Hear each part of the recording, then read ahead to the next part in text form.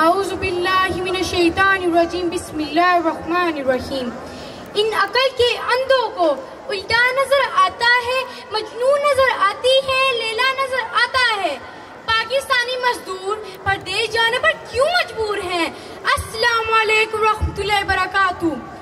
محترم حاضرین، قابل احترام بزرگ بہنوں اور بھائیوں، آج جس موضوع پر ہم بات کر رہے ہیں وہ کوئی اعداد و شمار کی بحث نہیں، یہ دلوں کی پکار ہے، سینے کی مہک ہے، آنکھوں کے آنسو ہیں اور ٹوٹے ہوئے خوابوں کی باز گشت ہے۔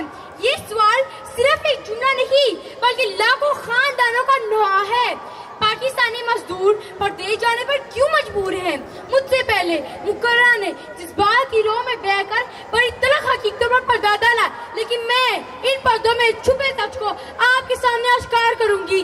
سامعین اکرام، کیا کوئی شخص اپنی ماں کی مٹی کو کوئی چھوڑتا ہے؟ کیا کوئی خوشی سے بچوں کو روتا چھوڑ کر جان ہتھیلی پر رکھ کر انتہائی پرخطر راستوں پر صحراؤں، دریاؤں، سمندر کے ذریعے ہزاروں میل دور روزگار تلاش کرنے نکلتا ہے؟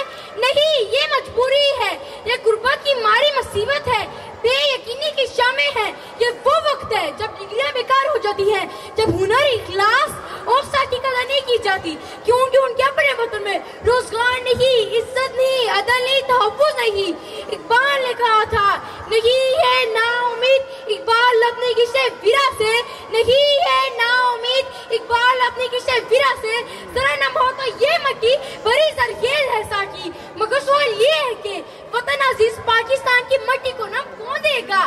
کسان خود قرضے میں ڈوبا ہے، ہنرمند فٹ پاتھ پر بیٹھا ہے، طالب علم مایوسی کی دھوپ میں جلا جا رہا ہے۔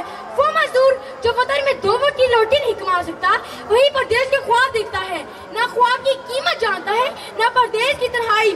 محترم سامعین، اگر ہم چاہتے ہیں ہمارے مزدور اپنے وطن میں رہیں تو ہمیں ایک نیا نظام دینا ہوگا، جہاں تعلیم صرف امیروں کو نہ ہو، جہاں ہنر کی عزت ہو، جہاں چھوٹے کاروبار کو سہارا ملے، جہاں سرکاری دفتر میں عشوت سفارش نہیں، انصاف بولے۔ ہمیں اپنے مزدور کو صرف یورپ بھیجنے والی مشین نہیں سمجھنا، بلکہ اس کا ہاتھ تھام کر کہنا ہوگا، یہ ملک تیرا ہے، تیرے لیے ہے، تیرے ساتھ ہے۔ کیونکہ جو مزدور بیرون ملک جا کر ہمارے قریب کرتا ہے، اگر اسے ایک موقع دیا جائے تو وہ اپنے وطن کو بھی کھڑا کر سکتا ہے۔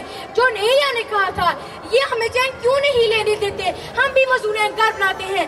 آئے 14 اگست کے اس دن عہد کریں کہ ہم ایسا پاکستان بنائیں گے جہاں مزدور صرف خواب نہ دیکھیں بلکہ انہیں جیتے اور ان خوابوں کی تعبیر اپنے وطن میں بھی پائیں۔